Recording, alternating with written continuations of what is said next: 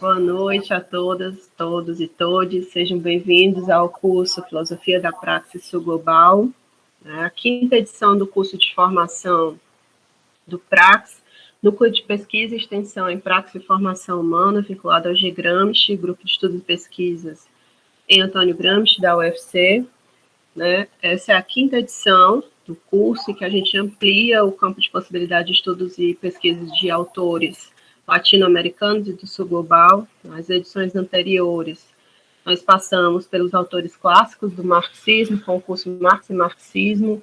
Em 2 edições trabalhamos com diversos autores como Lukács, Gramsci, Marx, Lenin, Trotsky, Marcuse. Ampliamos na 3ª e na 4ª edição para o curso Marx e Marxismo na América Latina, em que trabalhamos autores latino-americanos como Franz Fanon, Elia Gonzalez, Mariátegui, entre outros. E hoje a gente vai começar essa nova edição, trabalhando alguns autores específicos do sul global, na perspectiva da filosofia da praxis, como Aníbal Quijano, Eric Williams, Clóvis Moura, Achille Mbembe e Orlando Falsborda, entre outros autores que ainda vamos nos debruçar nas edições seguintes, que pretendemos desenvolver. No encontro de hoje, no nosso primeiro encontro do curso, nós vamos nos debruçar sobre o pensamento de Aníbal Quijano, que foi um pensador peruano, que desenvolveu o conceito de colonialidade do poder e traz elementos fundamentais para pensarmos sobre a criação da modernidade e o nosso lugar enquanto latino-americanos, enquanto América Latina na construção e reconstrução dessa história. Para trabalhar esse autor, a gente convidou o professor Denis Rubo, que já está aqui conosco. Denis Rubo possui graduação em Ciências Sociais pela Universidade Estadual Paulista, mestre em Sociologia pelo Programa de Pós-Graduação da Universidade de São Paulo e doutor pela mesma universidade. É também autor de Pares da Terra, o MST, a Mundialização da Luta Camponesa, e professor adjunto de Sociologia da Universidade Estadual do Mato Grosso do Sul, onde ele fala aqui num fuso horário diferente do nosso. Seja bem-vindo a esse projeto, e já agradeço também aqui a sua disponibilidade e aceite, e contribuir com o desenvolvimento desse curso, o desenvolvimento desse projeto. Bom, Juline, agradeço demais o convite, fiquei muito contente, primeiro de conhecer essa iniciativa que você tem aí, do projeto de extensão, e de ser um curso tão atraente, né? Digamos que, assim, o curso de Filosofia da Praxis Sul Global, com esses próprios autores que você mencionou, né, Orlando Falsborda, Clóvis Moura, eu acho muito bacana que a gente discuta esses autores, né, que são autores que não são autores canônicos, né, são autores de países não centrais, né, e de países com tradições intelectuais e políticas muito particulares e que nós conhecemos muito poucos, né? Nós ainda, por mais que estamos tentando nos desconstruir, a gente ainda sabe tudo de história da França, né? E sabe pouco da história desses outros países. Então, eu fico muito feliz mesmo por, enfim, tá nesse projeto aí, né, desses 2 dias, para falar especialmente sobre o Quijano, né? E esses são autores também que a gente também tem uma dificuldade em reconhecer que tanto um Eric Williams da vida, um Clóvis Moura, eles produzem teoria, né? E é muito interessante que a gente se acostumou a dizer que eles produzem pensamento, mas não produzem teoria, né? Quem produz teoria é o pessoal lá da Europa, né? Então, acho que o Brasil, de uma maneira geral, nos últimos anos, né, ou talvez na última década, começou a valorizar mais, né, esses autores não canônicos. E eu acho que, enfim, é um caminho muito interessante, que todo mundo vai ganhar muito, né, aprendendo um pouco sobre esses autores. E ainda mais nesse contexto que a gente está, né? A gente está num contexto muito, muito complicado, né? Depois a gente pode tentar conversar também, né, sobre isso. E assim, o Brasil está num mal-estar permanente, né? O Brasil hoje é o país da morte, né? É o país do racismo, né? É o país da exploração, é o país da miséria, é o país da desigualdade. E esses autores dizem muito sobre essas coisas, né? Claro, Clóvis Moura é o único brasileiro, né? Que meu colega o Márcio vai apresentar. Mas, enfim, o caso do Quijano, né, está se falando de América Latina, né, e também a gente está num contexto, acho que é importante também dizer isso, né, nessa fala preliminar, que a gente, nesses últimos anos, existe uma perseguição à comunidade acadêmica, né, então existe um policiamento de conteúdo, do que se pode e que não se pode ensinar, né, cortes de bolsas, né, fatos que têm, enfim, causado revolta e que têm deprimido muito, né, enfim, a universidade, etc. Assim, o modelo remoto, né, que a gente está, ele tem coisas boas e coisas negativas, né, coisas. Eu acho que uma delas é justamente isso, né? Essa oportunidade que realmente possibilita que pessoas de regiões diferentes, né, do Brasil, da América Latina, né, circule virtualmente, né? Então, eu acho que isso é é, esses cursos, né? Nesse último ano tem uma profusão de cursos, mini cursos e cursos muito grandes. Eu acho que talvez seja uma maneira de nos mantermos ativos e é uma maneira, quase um remédio antidepressivo, né? E eu acho que esses cursos, né, servem justamente para nos instigar, né? Não é a mesma coisa, né?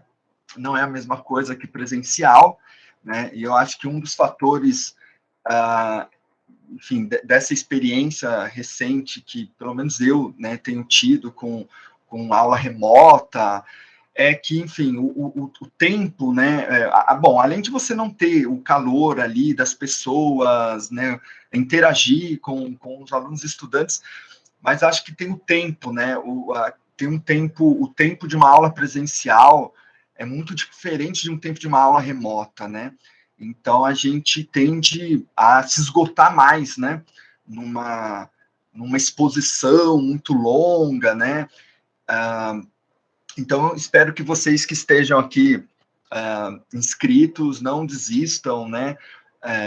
Vão até o final, né? Mesmo que dê uma cansada, né? Mas acho que isso pode ser algo bastante proveitoso. Bom, eu queria só colocar meus slides aqui. Peraí.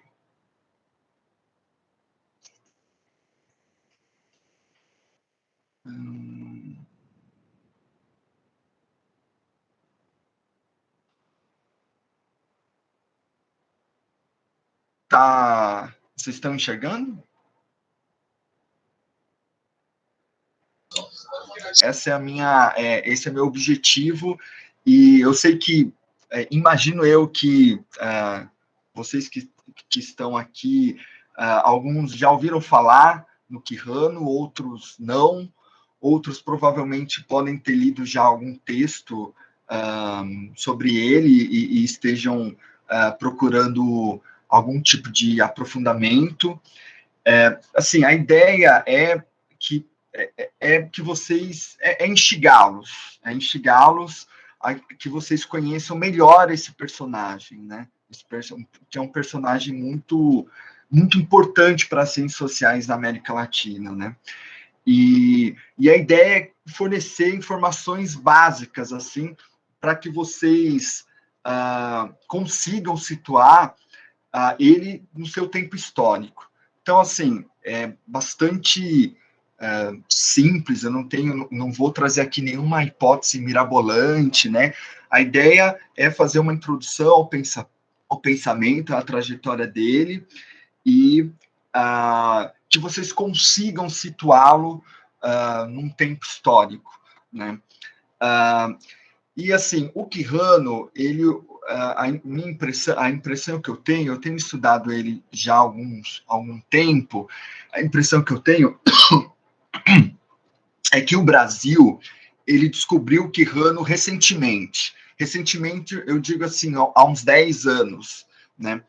Porque e isso vem muito justamente pela noção da colonialidade do poder. Então, provavelmente, a gente tem um fato curioso. Talvez o termo, né, a expressão colonialidade do poder, seja mais famosa que o próprio Quijano, né? Você conhece muito mais sobre a colonialidade do poder e a gente conhece pouco, né? Se conhece pouco sobre o autor, né? Que é o inventor, né? Dessa noção que começa ali no início da década de 90, né? Então, o Brasil é um dos países que tem descoberto de maneira tardia o pensamento, né, os estudos decoloniais, os estudos pós-coloniais, né? Vou colocar assim de uma maneira bem genérica, assim, né? E assim, assim, para mim, né, que estou estudando, acho que é um autor assim complexo, né? Não é um autor de fácil leitura, mas eu acho que é um autor que nos diz algumas coisas enfim, acho que ele tem algumas questões que podem nos ajudar a perceber formas de colonialidade do poder, né, existentes na nossa história, né, na história do Brasil. Dificilmente eu tenho vários pontos de interrogação sobre o autor, né, sobre o Quijano, né, sobre esse autor que eu estou me debruçando, né, então provavelmente com as inquietações que vocês colocarem no final, provavelmente eu não vou ter resposta para todas essas questões que eventualmente serão levantadas, né, mas enfim, eu acho que é um momento que também para mim de refletir de uma maneira um pouco mais sistemática sobre esse autor. Então, a minha ideia aqui é fazer essa exposição, né, que vai durar mais ou menos aí 1 hora, um pouquinho menos, um pouquinho mais. Acho que ela está no limite, né? Eu acho que depois disso também já começa a ter um cansaço muito grande, uma dispersão muito grande, né? E a minha ideia é apresentar um pouco dessa trajetória dele, que eu acho que a trajetória dele fica muito eclipsada diante do termo colonialidade do poder, né?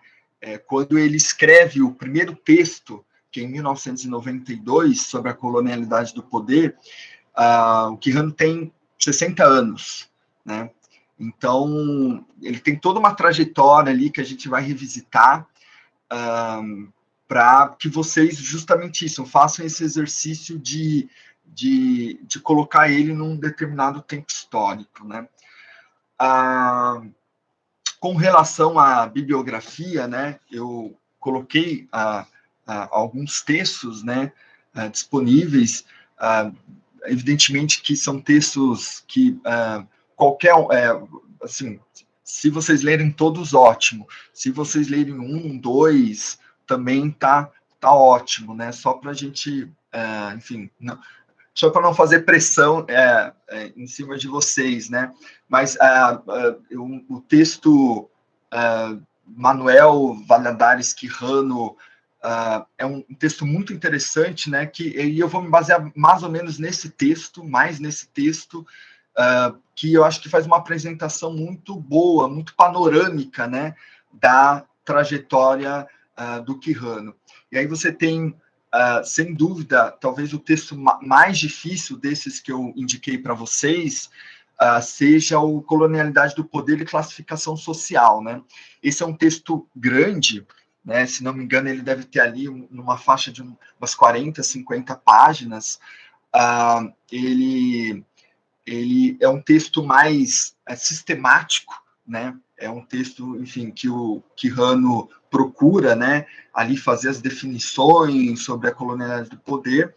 Então, eu acho que esse, sem dúvida, é o texto mais complicado, assim, né? E é um texto que tem um caráter filosófico muito forte, né? Ele a tendência é ser um texto de uma discussão filosófica, epistemológica, né? E aí isso cria, né, evidentemente, por ele ficar muito tempo numa abstração, né, cria dificuldades para a gente. É um texto difícil, né, de se ler, né? E aí você tem alguns textos que eu escrevi, né?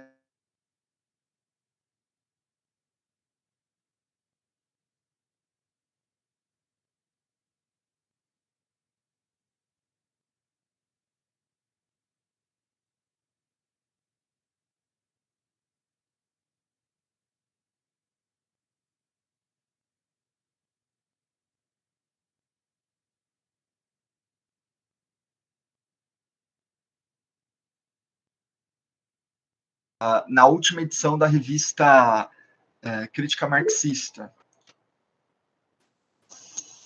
Ordem, assim, porque, por exemplo, você falar de biografia, você está falando de biografia, você está falando, de certa forma, de formação intelectual e política, de certa maneira você também está falando de produções de ideias, né? E a ideia, eu acho, um pouco aqui, é também um olhar da colonialidade do poder, né, que eu vou tentar me debruçar mais na quinta-feira, né, mas também o marxismo, né, o lugar do marxismo um pouco na trajetória, né, e no pensamento do Quijano, né, acho que isso pode ser também uma chave interessante para a gente ver, né, o que é próximo, o que não é, que tipo de marxismo que ele está dialogando, que tipo de marxismos que ele não está dialogando, e etc. Então, a ideia é dar um pouco, colocar um pouco essas ênfases, né? E, enfim, isso acaba sendo, na verdade, na aula, produção de ideias, formação e biografia estão todos meio juntos, né? Mas, enfim, eu vou comentar um pouco com vocês, que acho que é importante também, como que a obra do Quijano está organizada, como que a gente encontra e etc. Acho que isso também é uma coisa importante, que às vezes a gente acaba não apresentando um pouco o contexto da produção, né? Como que está organizada a obra, e isso é importante, né? Como quem estuda Gramsci sabe muito bem isso, né? Sabe muito bem o quão importante é fazer uma análise, né? Um exame sobre como que os cadernos do cárcere foram organizados e etc, né? Porque isso dá impacto na maneira como a gente lê, né? Um determinado autor, uma determinada autora. Vou também falar sobre comentadores de sua obra, né? E, no final, colocar algumas referências bibliográficas sobre o Quijano, né? Que acho que, para quem quiser, quem se empolgar, né? Quem gostar e achar instigante o pensamento do Quijano, né? Evidentemente, vai iniciar a ler outros textos, né? E aí eu vou, no final de quinta também, eu apresento assim, uma pequena bibliografia aí, para iniciar esses estudos. Bom, quando a gente fala na formação, né, na formação intelectual, na formação política, na produção de ideias, né, quando especificamente a gente está falando do Quijano, o Quijano, ele é o típico intelectual do século XX, né? O que eu quero dizer com isso, né? É um intelectual que você não consegue dissociar o trabalho intelectual dele com o engajamento político, né? Nesse sentido, ele é um pouco muito dessa geração que tinha como um grande representante, né, o Jean-Paul Sartre, né, o Jean-Paul Sartre como o grande intelectual, né, um intelectual muito crítico, né. O Sartre tem uma definição que eu acho muito interessante, que sobre o intelectual, ele diz assim, que o intelectual é alguém que se mete aonde não é chamado, né? E é um pouco isso, né? Acho que o Quijano, para a gente entender a biografia, a formação e a produção das ideias, está indissociável de um campo político que o Quijano sempre acompanhou, sempre participou dos acontecimentos, dos processos, das experiências políticas, né? Ele não é alguém alheio a isso, né? É alguém que não só acompanhou, mas como se engajou politicamente em vários eventos, né? Vários processos políticos e na esquerda política, né, na esquerda social, na esquerda política do seu país, Peru, né, e a gente vai falar um pouco sobre o Peru, né, um pouco sobre a história do Peru, sobre a história política do Peru, mas também, né, o Quijano é um intelectual que circulou muito, né, não é um intelectual que permaneceu no Peru, né? Mas é alguém também que circulou muito, morando em vários países, né? Então ele tem uma circulação muito forte, né? E isso inclusive explica, em alguma medida, uma certa fama que o Quijano tem, né? Se o Quijano chegou no Brasil e nós estamos aqui debatendo, é muito por conta de uma circulação mesmo, acadêmica, política que ele teve, né? Então é alguém pensando, né? Alguém que pensou basicamente toda a sua trajetória questões relacionadas à esquerda, né? A esquerda anticapitalista, no Peru, na América Latina e na esquerda, digamos, na esquerda mundial, nos acontecimentos mundiais, né? Esses acontecimentos impactam, né, o seu pensamento, a sua obra e etc. E você tem também esse lado da ciência, né, das ciências sociais, no caso, né? Porque o Quijano foi um professor universitário, né? A profissão dele era ser professor, pesquisador, né? Então ele tem uma carreira acadêmica, né? Ele tem uma trajetória, né, nas ciências sociais e é muito interessante, né, que quando a gente pensa na história das ciências sociais da América Latina e no processo de institucionalização e consolidação da disciplina acadêmica, a trajetória do Quijano se confunde, né, com a história das ciências sociais da América Latina, porque justamente o Quijano começa a sua produção intelectual quando as ciências sociais na América Latina, é claro que cada país tem o seu ritmo, né? Mas coincide, né, com o começo, né, basicamente o começo da história das ciências sociais da América Latina com a produção intelectual do Quijano, né? Então, nesse sentido, isso está muito entrelaçado, né? Então, eu acho que é importante que a gente nunca perca de vista, e provavelmente isso pode até servir para outros autores, assim, né? Toda essa introdução que eu estou fazendo é também uma maneira da gente se preocupar, né, com certos contextos, certos contextos particulares que esses autores vão emergindo, né?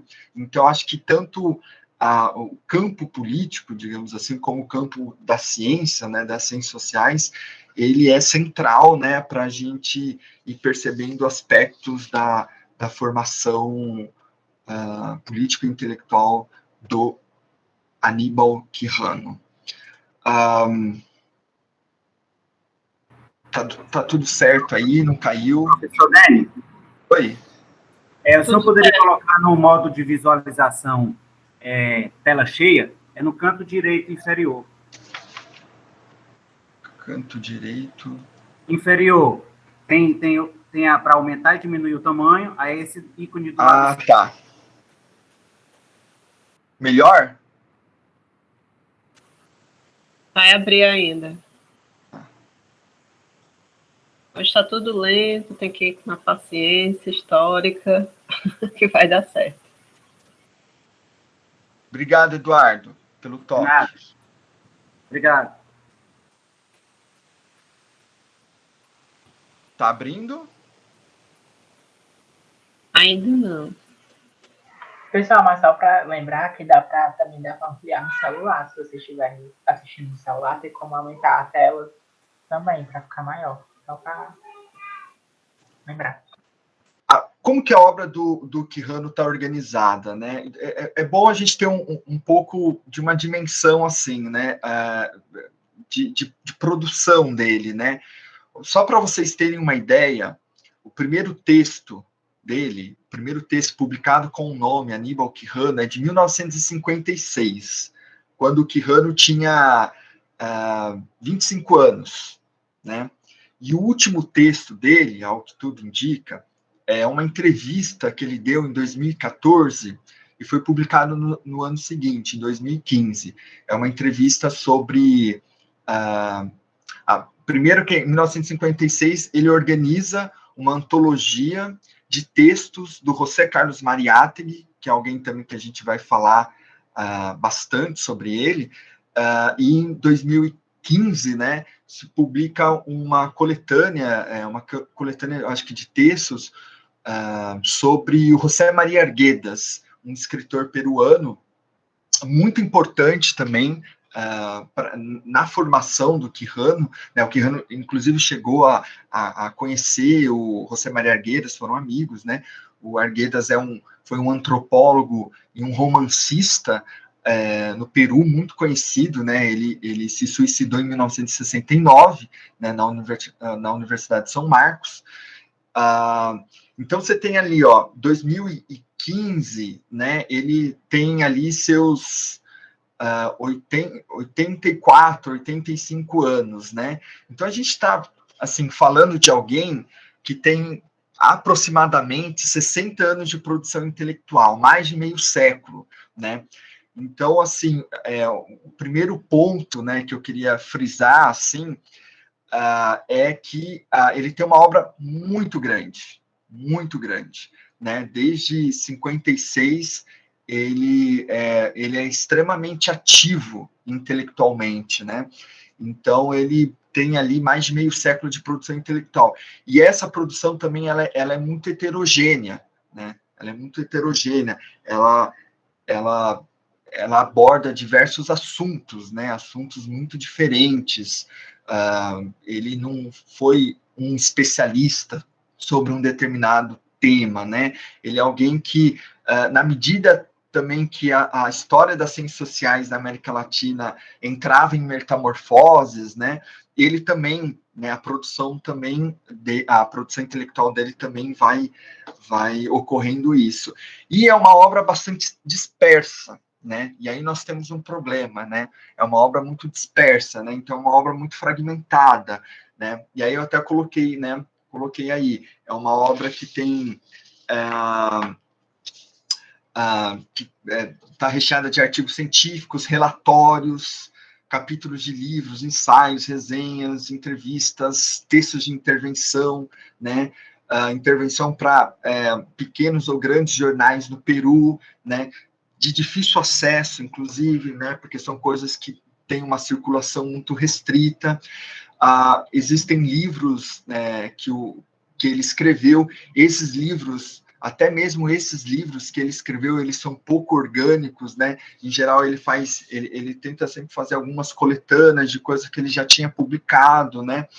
Então você tem ao mesmo tempo essa dispersão, né? E essa dispersão, ela ainda, o Quijano faleceu em 2018, né? Então toda essa essa organização da obra, ela vai levar ainda um bom tempo, né? A organização, né, de todos os textos, etc., e a disponibilidade desses textos, né? Então, acho que isso eu acho que é um registro bastante importante. E o Quijano também, grande parte dos textos dele, bom, primeiro que ele escrevia em espanhol, né? Os seus textos são escritos em espanhol, mas você tem tem uma produção considerável dele em inglês, né? E também isso é mais um motivo dessa circulação, né, dele em outros países, né, que não seja o Peru, né? Você tem também uma parte dessa produção, alguns textos, né, em francês, e aqui no Brasil, né, você tem também textos traduzidos, né, no Brasil.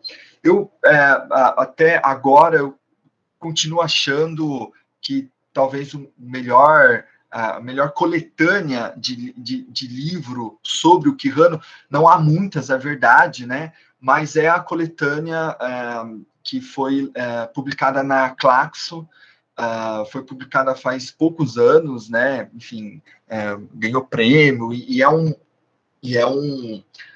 é um livro gigantesco, né? Eu acho que tem 700, 800 páginas, né? Então, eles conseguiram compilar muitos textos do Quijano, faltam muitos ainda, né? Mas eu acho que já é um primeiro exercício, né? Organizado pelo Danilo Assis Climaco, tem um prefácio também muito bom, né, nesse livro, e esse livro também é de acesso a todas e todos, né? Porque esse livro basta você ir lá no site da Claxo que você consegue o acesso em PDF, né? No caso do Brasil, existem textos, né, alguns textos traduzidos aqui no Brasil, mas assim, esses textos eles correspondem mais a essa fase da colonialidade do poder, né? Então, mais uma vez, né, os textos da década de 60, 70, 80, né, eles praticamente inexistem. Tem uma coisa ou outra, né, traduzida do Quijano, e também em coletâneas que se circula muito pouco, né, mas há uma divulgação ainda muito seletiva, né, e na verdade, muito incipiente, né. Bom, para falar um pouco enfim, um pouco sobre a infância e adolescência, acho que uma outra questão que é também importante aqui é muito difícil, assim, o Quijano, ele não escreveu uma autobiografia, né? Então, assim, e ele era, nos textos que a gente lê dele, ele sempre foi muito pouco biográfico, né? Evidentemente, tem alguns textos que ele soltam, né? Ele solta algumas questões, né, da trajetória dele, né? Mas são poucos. Daí existe uma dificuldade mesmo em reconstruir um pouco, né, a trajetória dele, né? Ele mesmo, né, o perfil de produção dele dificulta muito que nós saibamos, enfim, né, de algumas questões importantes da trajetória deles, né? Então, assim, o Quijano, ele nasce em 1930, né? Então, só para vocês se situarem também, né? Eu vou pegar aqui, sou sociólogo, né? Então, meus exemplos estão muito restritos no campo das ciências sociais, mas, por exemplo, o Fernando Henrique Cardoso é de 1931, né? O Ottaviani é de 1926, né? O Florestan Fernandes de 1920, né? Só para a gente ter uma ideia assim de qual geração ele é, né? Ele, enfim, nasce em 1930, né? Num distrito chamado Yanama, província de Huangai, departamento de Ancash, que é um estado, como se fosse um estado acima de Lima, fica ao norte de Lima. Ele nasce numa região rural, né, e uma região no norte de Lima, numa região com muitos camponeses indígenas, né? Acho que isso também já são alguns indícios, né, que a gente consegue ir percebendo, assim, né, dessa experiência da infância e da adolescência dele, né.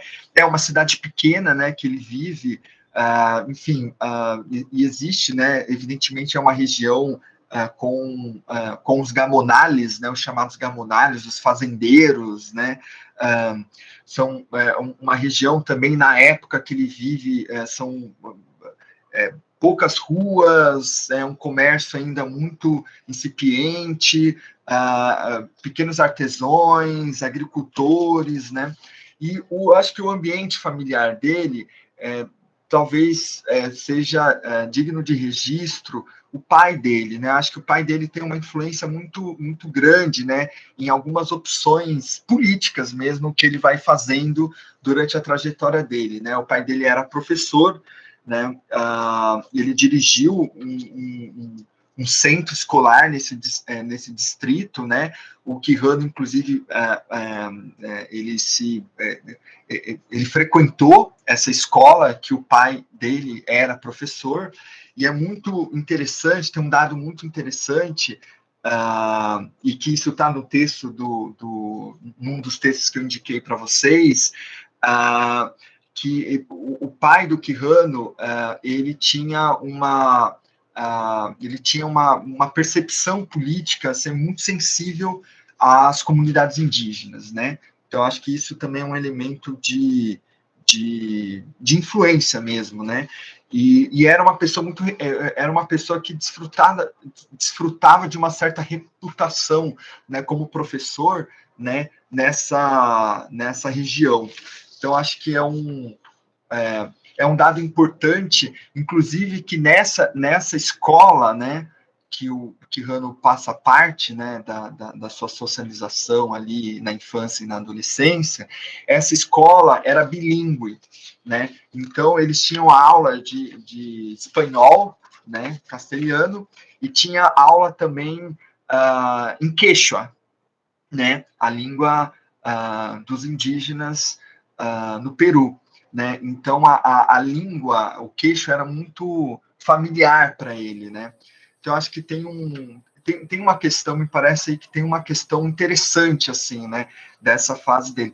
E é muito curioso que o pai do Quijano morre em 1970 num terremoto, né, nessa cidade, né? Então essa cidade praticamente ela não existe mais, porque esse terremoto praticamente acabou com a cidade, né?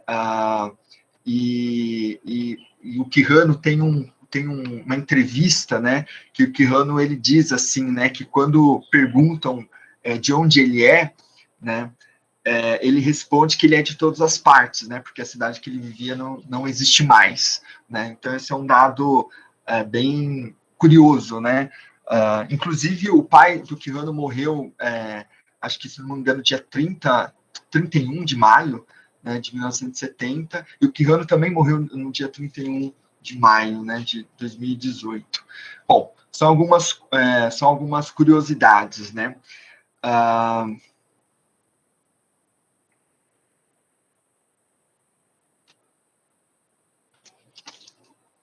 Bom, tem algumas questões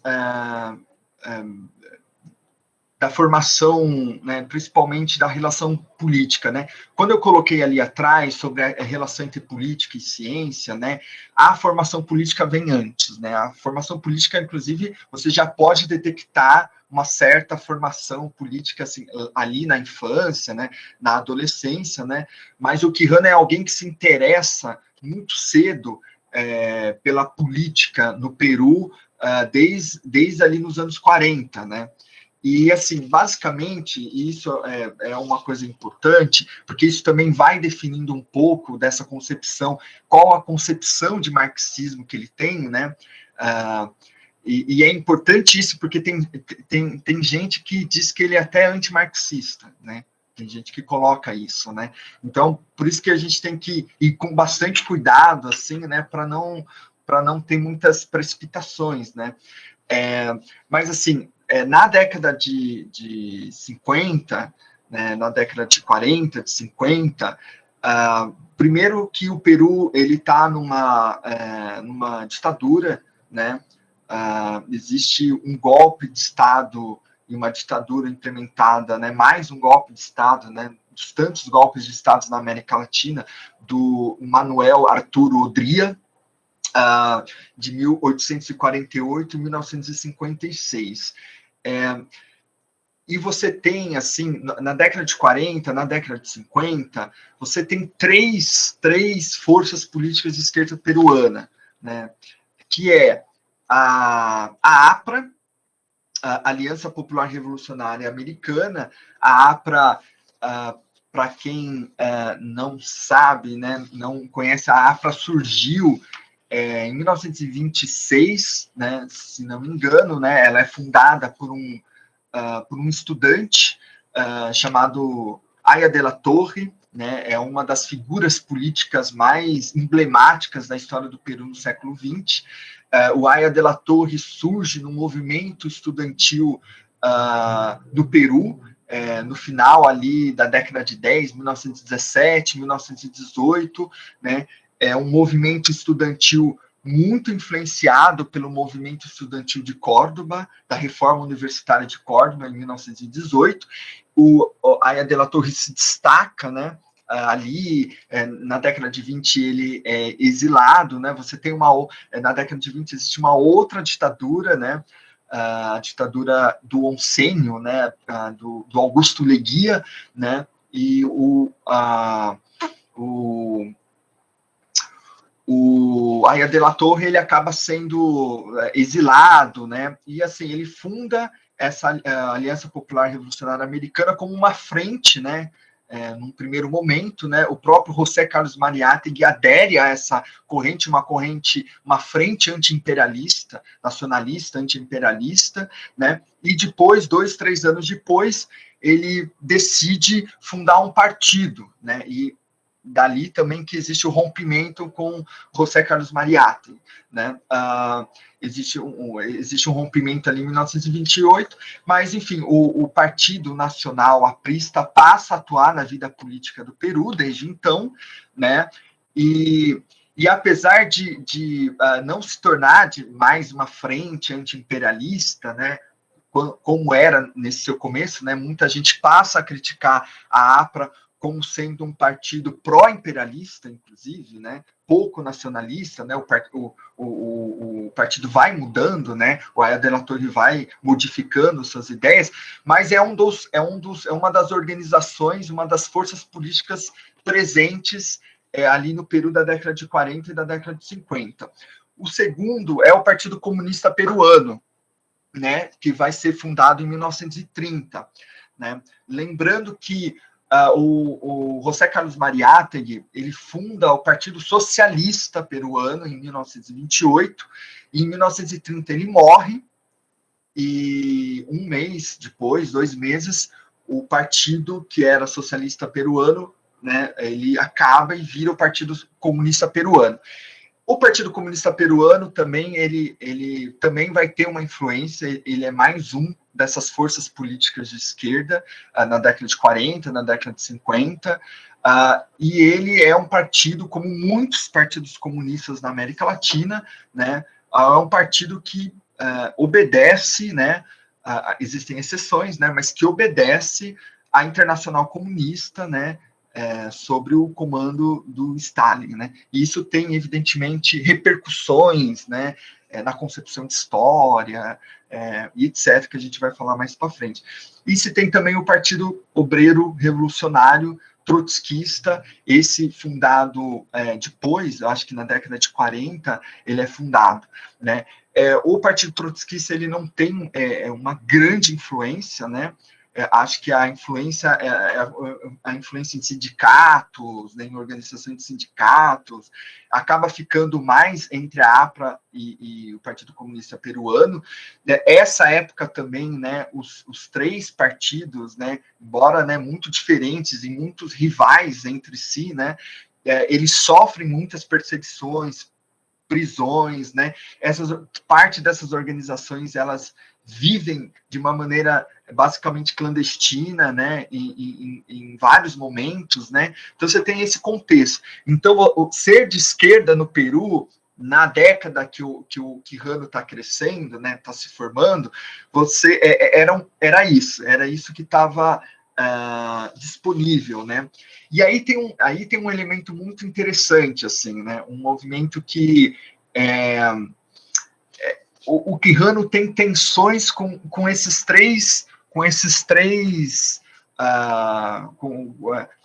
forças políticas, né? Ele tem uma tensão com a APRA, ele tem uma tensão com o PCP, né, o Partido Comunista Peruano, ele tem uma tensão com os trotskistas. Tem um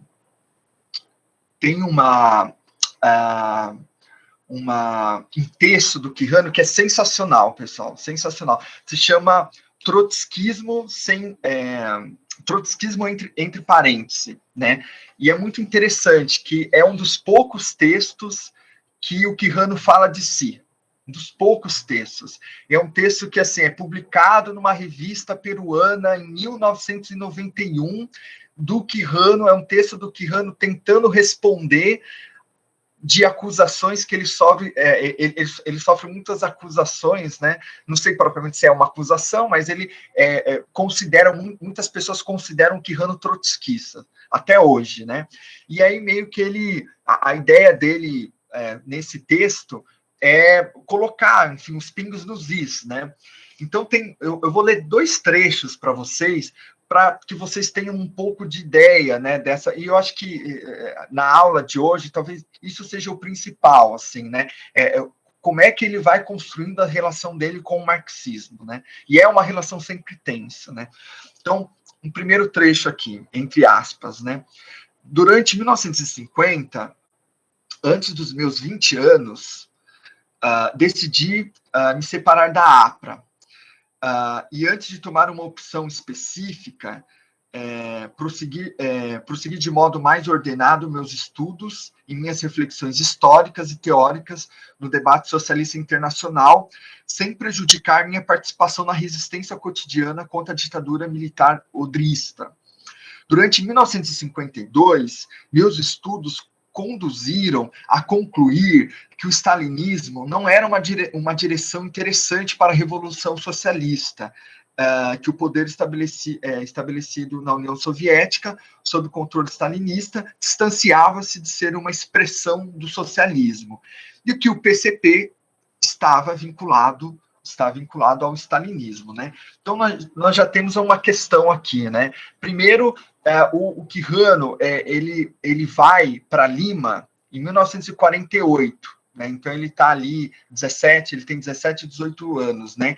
O tio do Quijano era um militante aprista que morava em Lima, né? Então ele se aproxima desse tio, né? E ele tem digamos, um flerte com a juventude aprista peruana, né? Inclusive o Quijano ele chega a ingressar na Universidade de São Marcos no curso de medicina.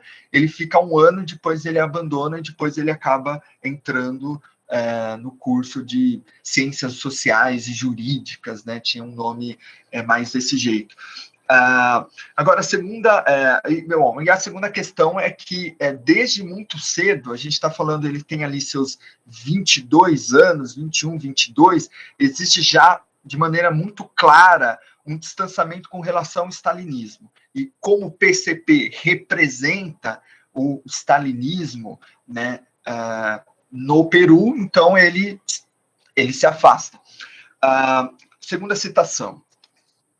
No fim de 1954, cheguei a algumas conclusões básicas que desde então sustento.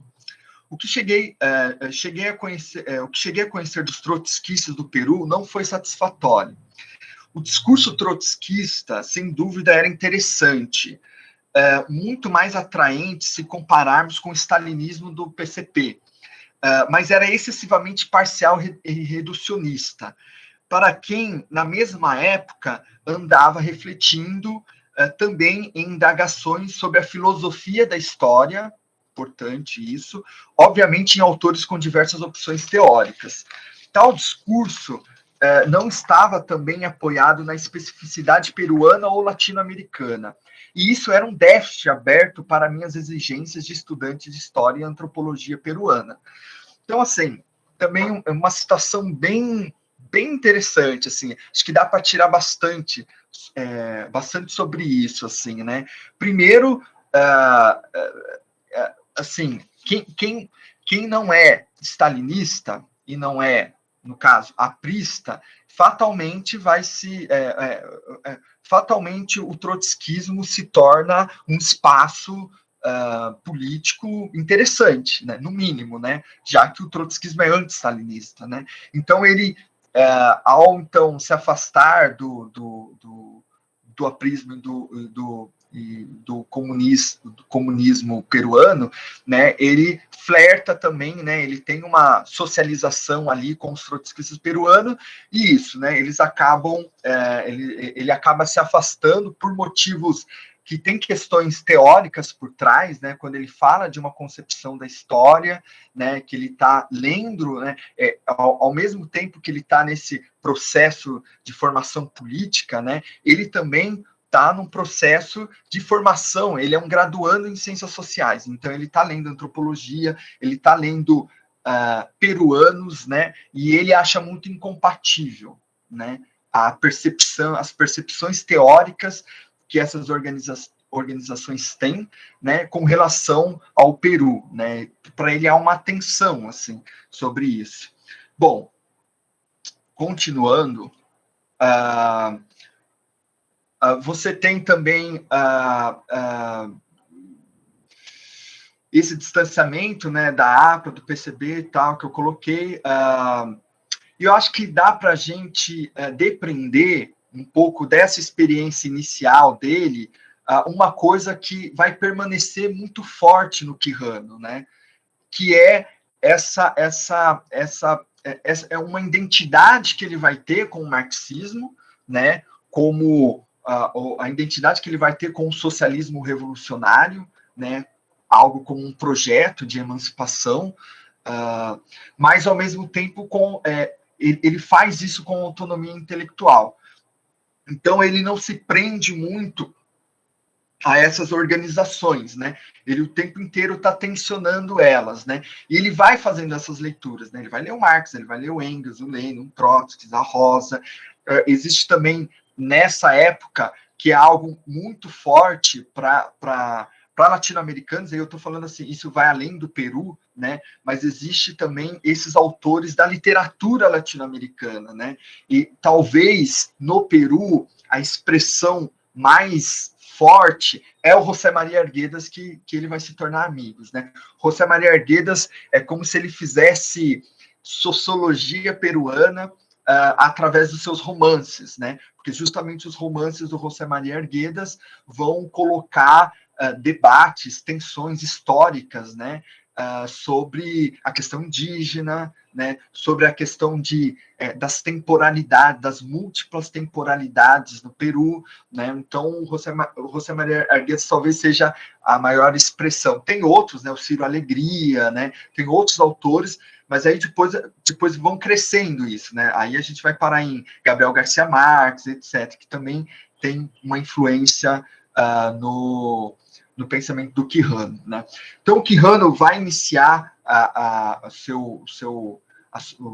ele vai fazer mestrado na Flaxo, em 1960, em Santiago, no Chile, né? Ali ele já tem seus 30 anos, ele vai se doutorar em 1964 ele vai se doutorar na Universidade de São Marcos, ele vai virar professor de sociologia, né, da Universidade Maior de São Marcos, né, e as primeiras produções, né, do Quijano, né, que começam ali, mais ali na década de 90, estão envolvidos com a cultura peruana, movimentos camponeses do Peru e da América Latina, sociologia peruana. É interessante, um dado bem interessante, que eu acho que vocês vão gostar também. Peraí. Eu descobri um texto, né, do Quijano, um texto dessa fase, né? E é um texto sobre os movimentos camponeses na América Latina, né? Só para, enfim, contextualizar, né? No final da década de 50, no começo da década de 60, o movimento camponês em várias partes da América Latina, no Brasil e na América Latina, eles estão muito ativos, né? E você tem nesse texto muitas referências que o Quijano faz a ligas camponesas, né? Talvez seja a primeira menção que o Quijano faz sobre o Brasil, né? Depois a gente pode até falar um pouco dessa relação que ele tem com o Brasil, que ele tem, né, muitas relações, né, com intelectuais brasileiros. Eu acho que tem um capítulo que é fundamental para a gente ir localizando o Quijano, que grande parte da reputação que o Quijano tem se deve da experiência acadêmica e política que ele vai ter no Chile. Então, no Chile nos anos 60. E é um ponto de encontro, né? O Chile, né, é uma espécie de ágora das ciências sociais latino-americanas na década de 60, né, até 1973. Então, primeiro que ele vai em 1960, 61, né, ele faz seu mestrado na Flaxo, que são instituições das ciências sociais, só que são instituições transnacionais, digamos assim, e ele consegue, né, ir de novo para o Chile, justamente nessa época, né, essa época que você tem muitos intelectuais brasileiros indo morar no Peru, que eles estão exilados. Então, enfim, Francisco Belfort, Ruth Cardoso, Vânia Bambirra, Teotônio dos Santos, Rui Mauro Marini, Fernando Henrique Cardoso. Então, são muito... É conhecida como a época de ouro das ciências sociais, da história das ciências sociais da América Latina. Porque ali, né, que se discute, se desenvolve, se pesquisa a questão da dependência, né? A questão da dependência em países da América Latina. E o Quijano é fruto, né? Ele acompanha esses debates, né? Ele interage, né? Então existe uma relação política, intelectual e afetiva, né, com esses intelectuais brasileiros que o Quijano passa a estabelecer. E o Quijano, a grande contribuição dele nesse contexto, né, é a relação sobre a questão da marginalidade social, né? Marginalidade social, processo de urbanização na América Latina e teoria da dependência, né?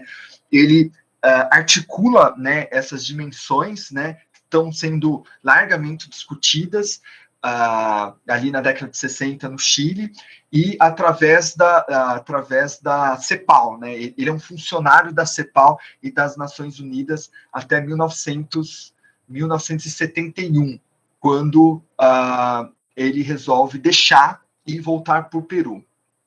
Mas essa experiência acadêmica que ele tem, e é interessante também que eles não ficam, né, somente no Chile, né? Quer dizer, esse é um momento da vida dele que a vida acadêmica dele é extremamente ativa, no sentido deles viajarem em muitos países para apresentarem seus trabalhos acadêmicos. Mas, ao mesmo tempo, o Quijano não deixa de acompanhar os acontecimentos políticos que estão ocorrendo no Peru, né, e na América Latina, né? Eu acho que o primeiro marcador aqui é a Revolução Cubana, né? A Revolução Cubana, ela é impressionante, a revolução que ela causa nos próprios intelectuais, né, de esquerda, que estão acompanhando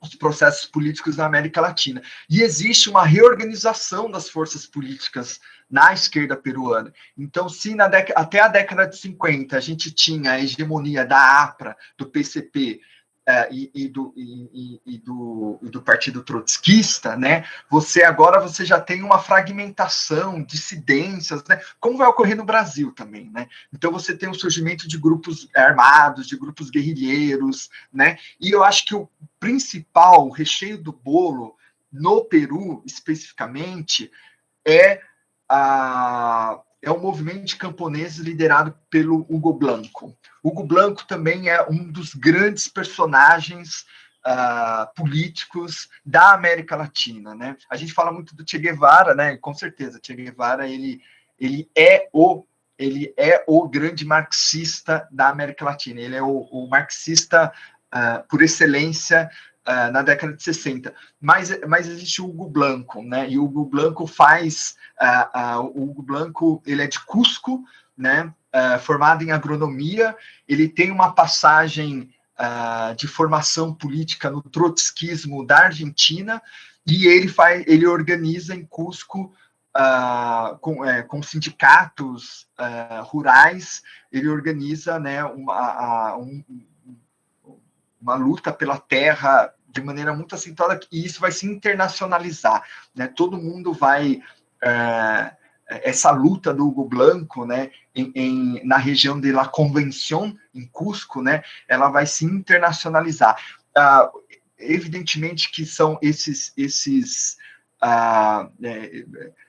o Hugo Blanco vai ser preso, né? O movimento guerrilheiro vai perder, o Hugo Blanco vai ser condenado a, acho que 25 anos, né? E aí você tem toda tem uma foto dele aqui, né?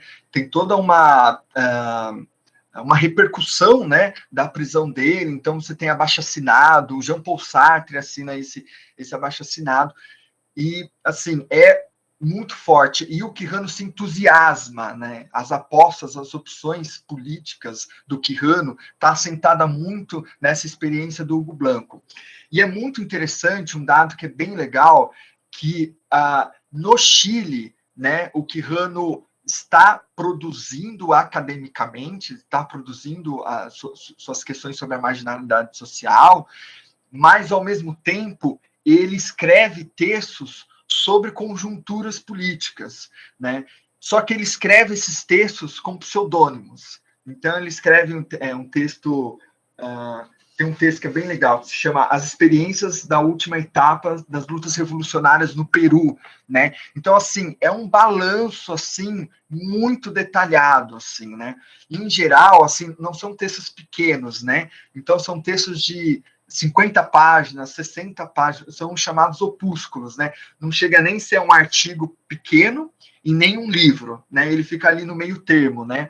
E assim, ele escreve esses textos com pseudônimo na tentativa de fazer um balanço crítico sobre a esquerda peruana, né? E, ao mesmo tempo, é um balanço crítico da inserção dele, né, nesse debate, né?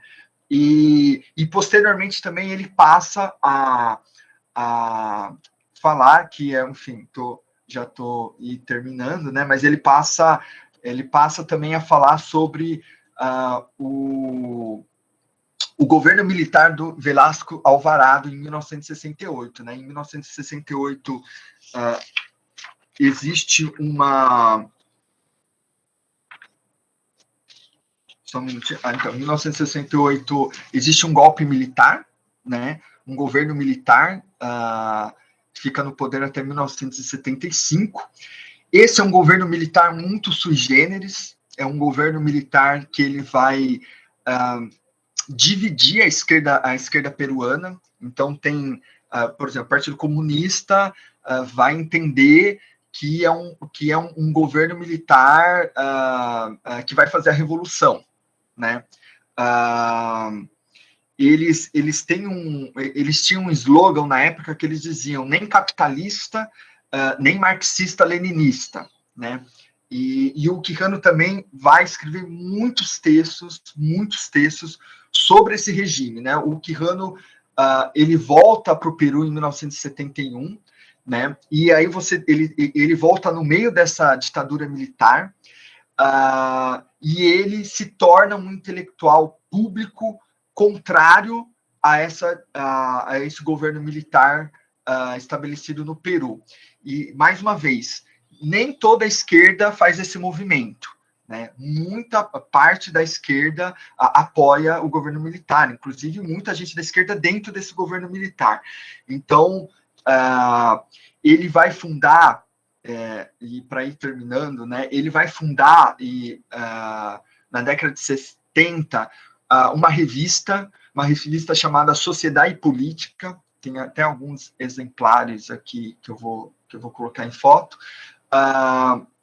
E essa revista vai durar praticamente 11 anos, ela tem interrupções, mas através de alguns intelectuais ali em Lima, com o Quijano é a figura central dessa revista, nos seus editoriais. É uma revista política, é uma intervenção pública e política que o perfil dessa revista tem.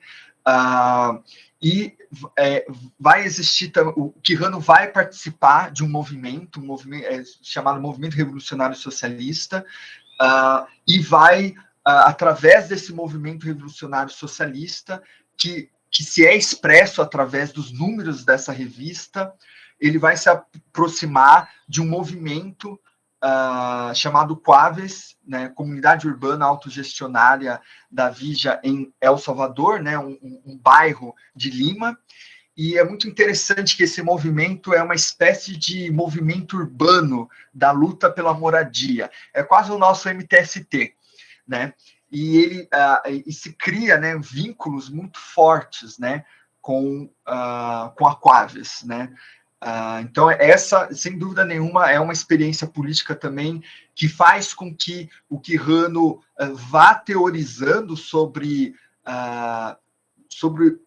o que ele entende por socialismo, né? E é muito interessante que, na percepção dele, o socialismo é não só uma questão do poder, né, mas uma questão da socialização desse poder. Então, eu acho que tem um elemento muito forte no marxismo do Quijano, que é esse elemento autogestionário, né? Autogestionário. Podemos até colocar aqui eu não gosto muito, né, que fica reduzindo o autor a isso, aquilo, mas a gente pode até chamar de um certo marxismo libertário do Quijano nessa época, né? Então, a década de 70 é uma década de um engajamento muito grande do Quijano, de uma oposição muito grande. O Quijano, em 73, a revista ela é proibida por esse governo, né, pelo governo militar. Ele é exilado, ele é exilado no México, né? Todos vão para o México, né, nos exílios da década de 70, né? Ele fica até 1975, aí você tem um novo golpe, né, que destitui esse governo militar, né? E ele, você tem, enfim, a Assembleia Constituinte em 1979 e a eleição em 1980. E quem é um dos candidatos à eleição é o Hugo Blanco. Então, o Hugo Blanco é aquela figura que estava a liderança dos camponeses indígenas da década de 60 e conhecido mundialmente, né? Ele é candidato, e, enfim, as forças de esquerda acabam não se separando, né? O Hugo Blanco perde essas eleições e Quijano passa por uma próxima fase, né? Essa próxima fase é a fase da década de 80, né? E que começa as formulações da colonialidade do poder. Para terminar aqui mesmo, só para, enfim, né, jogar aqui uma isca, né? Acho que todo esse período de engajamento político, de formação política, acadêmica, né, que o Quijano vai construindo, né, na sua trajetória, essa eleição de 1980 no Peru e tudo aquilo que implicava nessa eleição, em termos de reorganização da esquerda peruana, faz com que, essa é uma hipótese, né, que a formulação da teoria da colonialidade do poder, ela é produto de uma derrota. Então, assim, eu vou querer chegar na quinta, falar da colonialidade do poder, contextualizando essas coisas, né? Porque, assim, colonialidade do poder não é uma palavra que ele solta ali e as coisas vão se resolvendo, né? Então, assim, por que essa questão chega, né, nele? E eu acho que, dando esse panorama até 1980, a gente vai percebendo alguns elementos, né, dessa teoria da colonialidade do poder que vai ser apresentada na década de 90, né? Parte dos textos do Quijano, que são textos pouquíssimos lidos e pouquíssimos conhecidos da década de 80, porque você fica entre a fase da teoria da dependência dos anos 60 e a fase da colonialidade do poder. Mas no meio delas, você tem uma produção que começa a apontar isso. Nós fomos derrotados. Quem somos nós, a esquerda latino-americana, sofremos uma derrota histórica, né? Como é que vamos começar a partir diante dessa derrota histórica, digamos assim? Então é mais ou menos isso. A ideia é que vocês fiquem instigados com o personagem, né? É um personagem de múltiplas fases na sua trajetória. Enfim, fico agora aberto para dúvidas, questões, etc. Obrigado pela atenção aí de todas e todos. Obrigado pela paciência. A gente que agradece, Dani, essa exposição tão instigante, tão empolgada que você fez aqui para a gente nesse tempo, né? Para a gente ter um panorama do que é que o Quijano representa, né? Nesse quadro teórico, né? Teórico-prático, e as contribuições que ele traz para a gente pensar as contradições latino-americanas. Excelente mesmo, aqui tem elogios aqui, acho que está todo mundo com a mesma sensação que eu estou aqui assistindo essa apresentação e não queria que acabasse, né, que você pudesse trazer mais ainda elementos.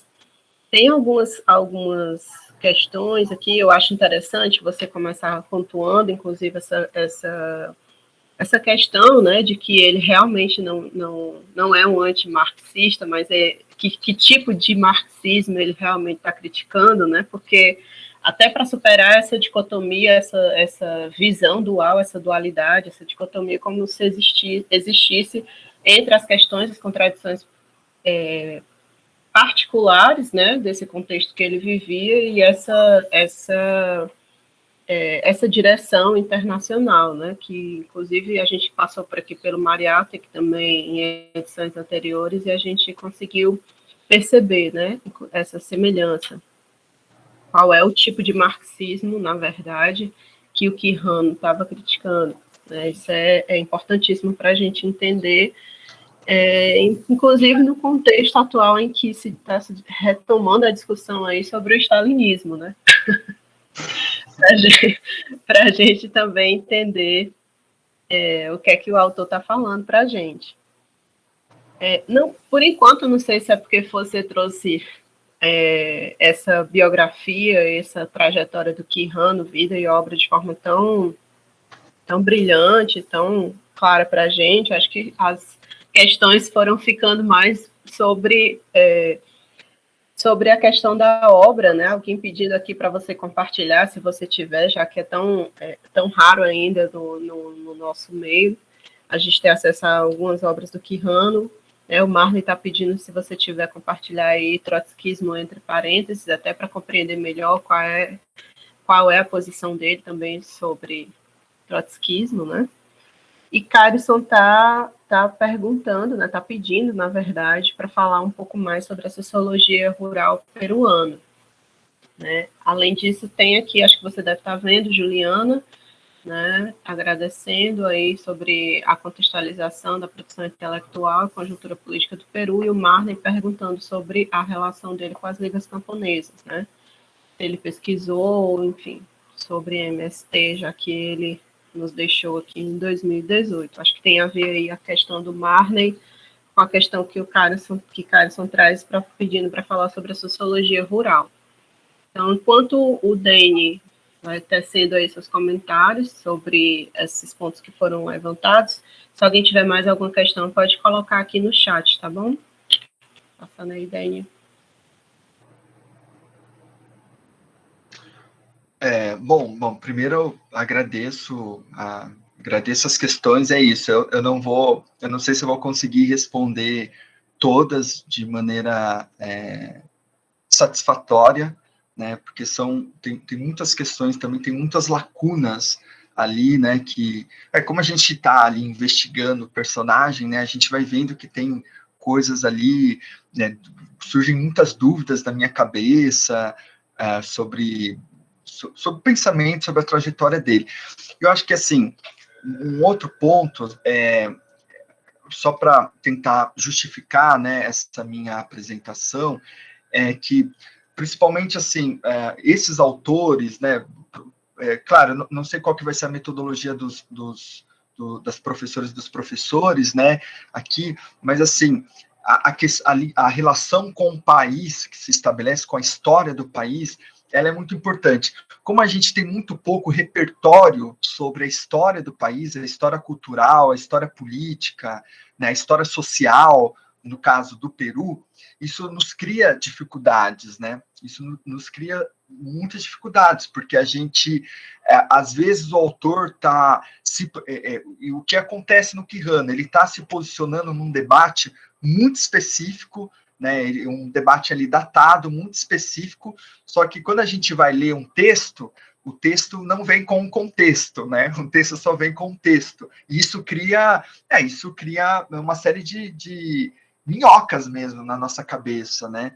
Então, acho que esse é um grande desafio quando a gente vai ler um autor ou uma autora desses países, né? Desses países que a gente não tem intimidade. A gente sabe muito pouco da história, né? Eu acho que esse é o principal ponto, assim, né? Tem mais perguntas aqui, a gente pode aproveitar e faz um bloco só? Não, eu só queria assim, pontuar esse negócio do trotskismo, eu posso mandar para vocês, e como eu disse, né, são textos, tem uma coisa que é interessante, assim, metodológica, inclusive, né, porque é isso, né, quando a gente estuda um autor, a gente precisa se preocupar, como é que a gente vai estudar um autor, né? Eu quero estudar o pensamento de um autor. Então, o que você vai fazer? Você vai comentar a análise que ele faz, né? Você vai contextualizar o quê? E, assim, e tem uma coisa que, assim, os grandes textos e os pequenos textos. Então, por exemplo, o texto ali, um dos textos que eu falei, que eu estou sugerindo para vocês lerem, que é o Colonialidade do Poder e Classificação Social, é um grande texto no sentido assim, não só porque ele é grande mesmo, né, mas ele é considerado um texto referência, porque é o texto em que as questões da colonialidade do poder estão mais sistematizadas. Então, esse é o texto referência, inclusive de citação, né, um texto muito citado e etc. Agora, a gente pega um pequeno texto, que é o caso do Trotskismos, né, entre parênteses, né? É um texto que ele não é conhecido, é um texto que ele escreve para uma revista no Peru, que não circula em lugar nenhum, né? É um texto que você não acha com facilidade. E nesse texto, né, um pequeno texto, né, um texto de 3, 4 páginas, existe essa questão com o marxismo, que é um pouco mesmo ambígua no Quijano, pelo menos nos grandes textos, ela sempre fica ambígua. Então, às vezes parece que a gente vai lendo os textos do Quijano e a gente fala assim, mas será que ele é marxista ou não, hein? Eu fico com o pé atrás, né? E esses pequenos textos esclarecem muitas questões, né? Muitas questões. Então, assim, é muito importante, e o pequeno texto pode ser um texto de ocasião, um texto de homenagem a alguém que faleceu, aí a pessoa vai escrever esse texto e vai fazer uma recordação dela, e ali existe um posicionamento, e aí você consegue ir esclarecendo algumas coisas, assim.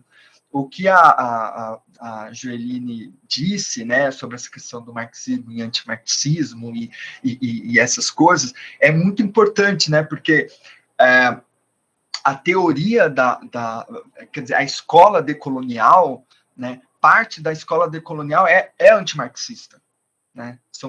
Existem autores que não dialogam com o marxismo, né? E existem autores que se apropriam do Quijano e são antimarxistas, né? Então, assim, precisa sempre observar esses movimentos, né? Essas leituras, essas múltiplas leituras que vão existindo a partir de um autor. Só uma outra aqui que eu vi aqui, a relação com a CEPAL, né? Bom, primeiro ele foi funcionário da CEPAL, né? Então já temos uma relação bem material, né?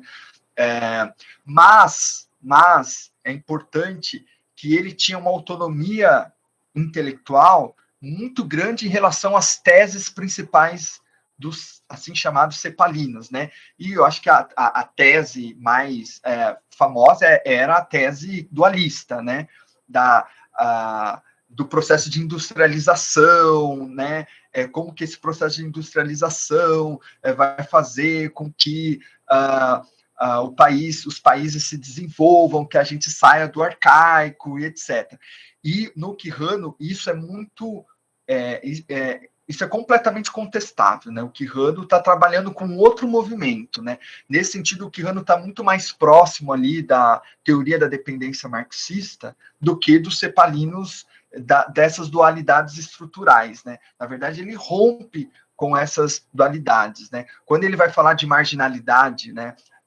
Marginalidade social, ele está preocupado com o desenvolvimento industrial nas cidades urbanas da América Latina e que a marginalidade é uma condição desse desenvolvimento, né? É uma condição desse desenvolvimento, né? Quer dizer, a marginalidade não vai sumir com o desenvolvimento da industrialização nesses países, ela é uma condição, né? E nesse sentido, assim, eles estão diametralmente opostos, né?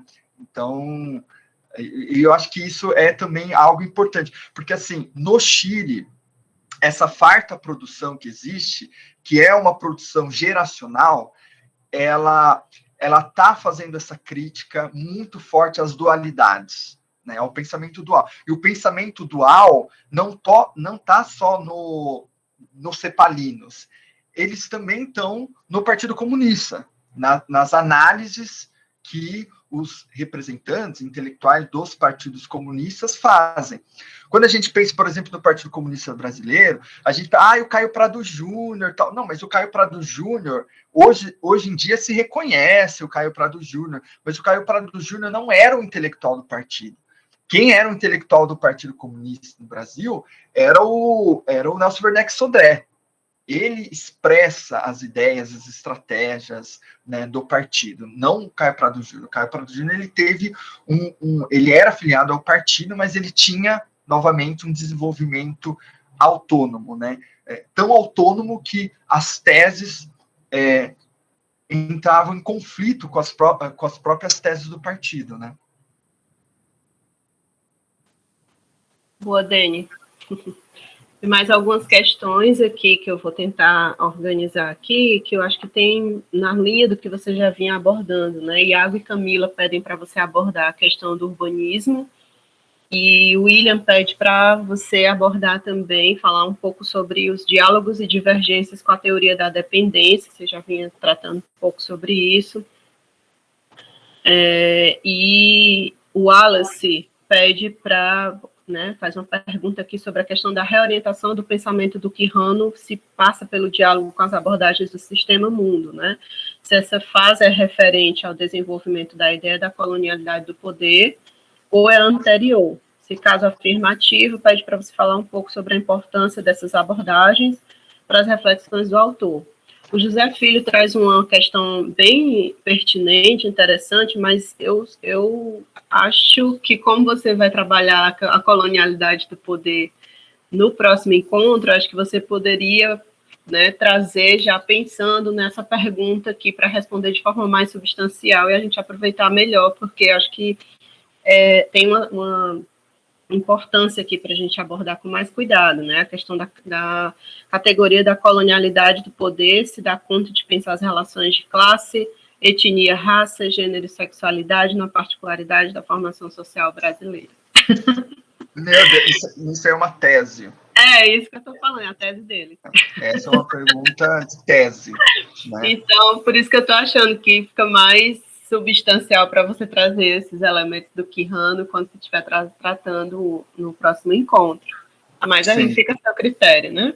Não, sim, acho que essa pergunta, provavelmente eu não vou responder ela, não vou conseguir responder ela, mas acho que ela é interessante, é muito interessante, mas acho que na quinta-feira eu acho que a gente consegue explorar alguma coisa ali, né? Só uma que eu esqueci aqui, Ligas Camponesas e MST, né? Pois é, bom, as ligas camponesas, ele analisa, né, nesse é um texto, eu acho que de 1962, 63, se vocês quiserem eu posso compartilhar com vocês. Ele se baseia muito no livro do Hobsbawm, Rebeldes Primitivos, porque é um livro que, se não me engano, é um livro que foi lançado no final da década de 50, eu acho que foi um livro que teve uma grande repercussão, e ele está dialogando ali, né? Porque, enfim, esse livro do Hobsbawm fala muito das potencialidades de luta de grupos, setores, movimentos, entre aspas, né? Primitivos, né? Bem eurocêntrico, né? Diga-se de passagem, como um pouco o Hobsbawm, ele tem esse... O Hobsbawm é um historiador iluminista no seu sentido mais forte, né? E ele dialoga, né, nesse texto, né, do começo da década de 60. Eu tenho uma, não sei, talvez seja uma hipótese, que é o seguinte: o Quijano, ele, estabelecendo esses contatos políticos, acadêmicos e sentimentais com Rui Mauro Marini, Teotônio dos Santos, Fernando Henrique Cardoso, Ottaviani, né? Ottaviani não estava ali no Chile, mas ele, enfim, ele conhecia.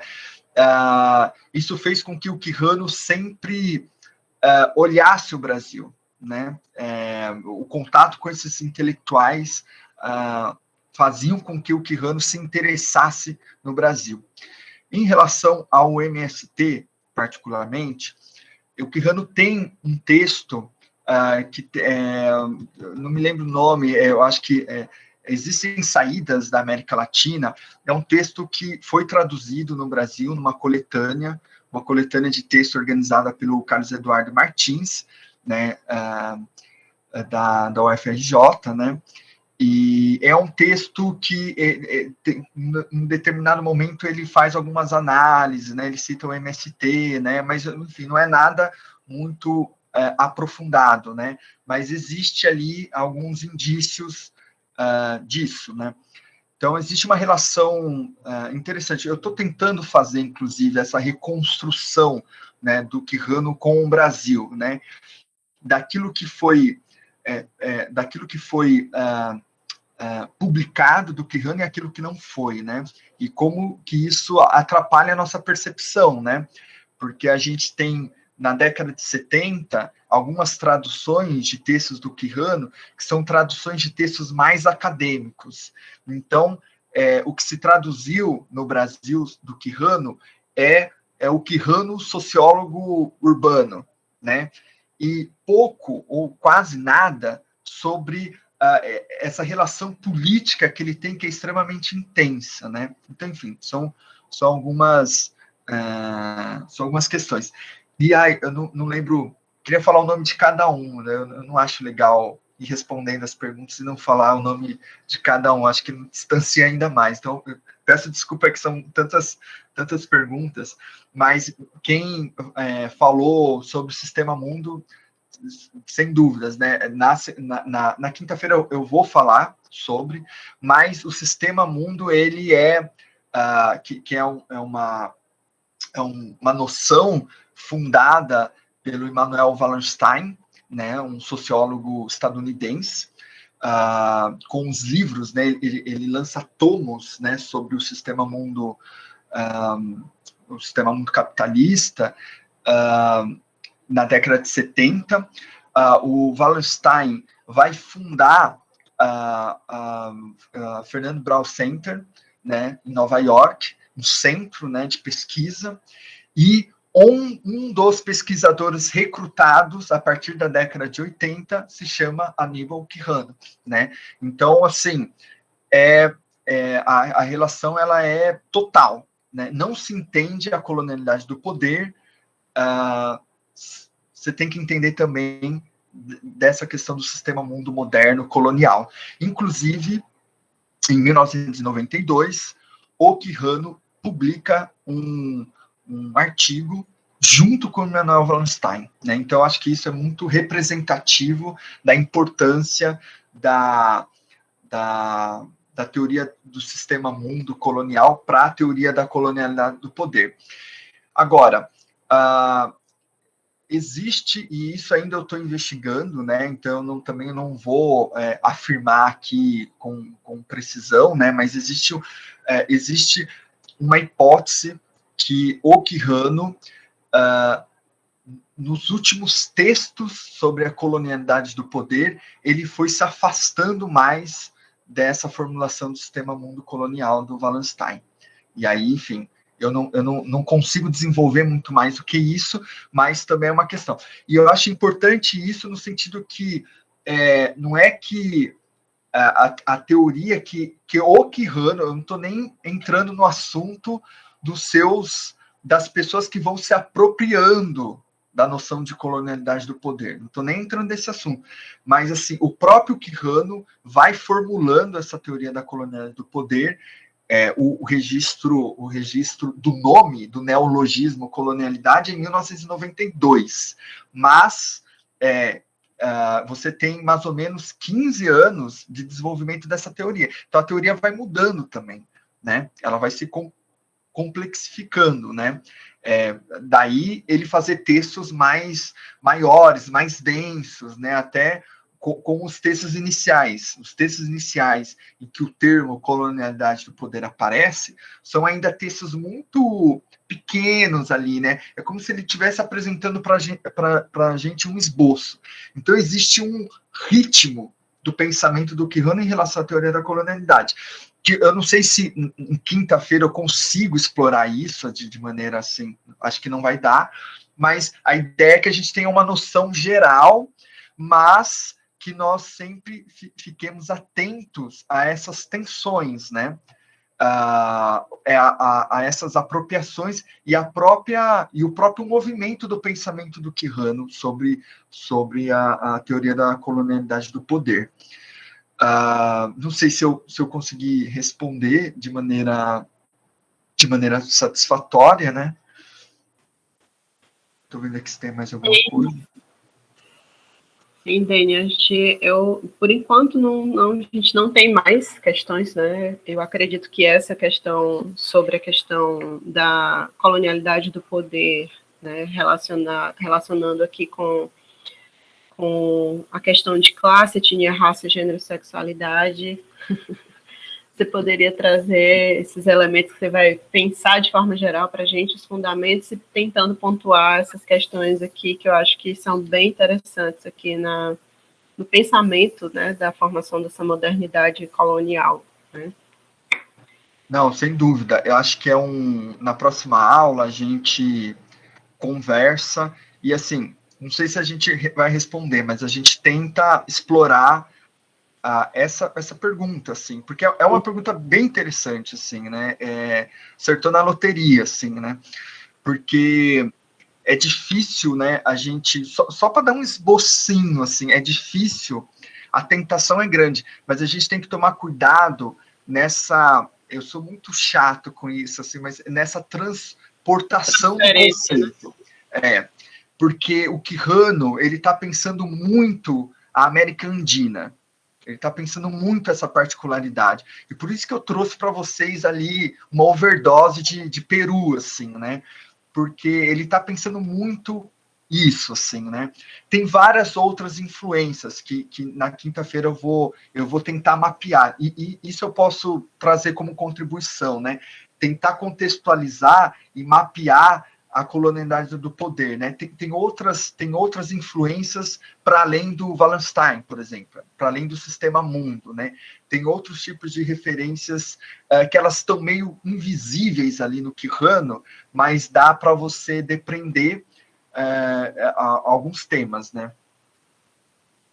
Perfeito.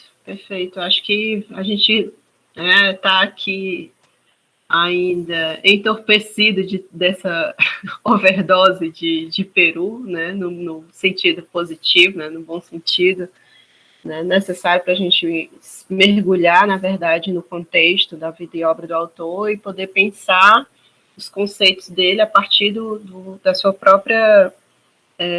próprias motivações, né, para compreender na raiz. E, enfim, queria já agradecer, que já se encaminhar para o final de hoje, né, do nosso encontro de hoje, já agradecer novamente pela explanação bastante profícua, né, para a gente começar a abrir aqui o curso com o pé esquerdo.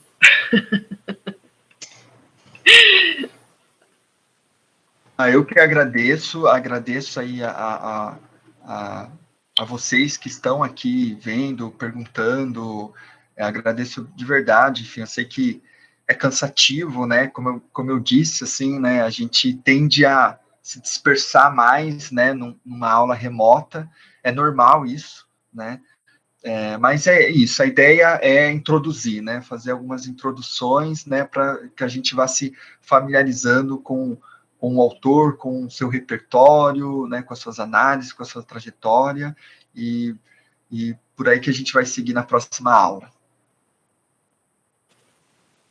Perfeito. Então, boa noite, Dene, boa noite a todas e todos que acompanharam até esse momento, né, os resistentes. Até o próximo encontro com o tema da colonialidade do poder aqui com o professor Dene Rubo. Boa noite, tchau. Tchau.